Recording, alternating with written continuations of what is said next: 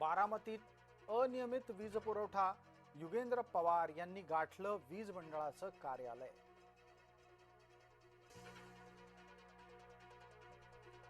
मुंबईतल्या रक्तपेढ्यांचं खासगीकरण होऊ देणार नाही, आदित्य ठाकरे यांची भूमिका। इंधनाचा पुरवठा करण्यात सरकारला अपयश, हर्षवर्धन सकपाळ यांनी केली सरकारवर टीका।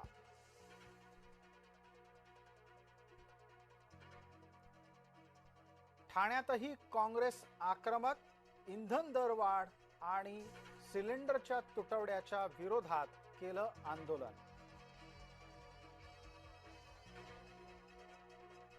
पुण्यातल्या खासगी शिकवण्यांमधल्या भौतिकशास्त्राच्या शिक्षकाला अटक, नीटच्या पेपरफुटी प्रकरणी तेजस शाहवर कारवाई।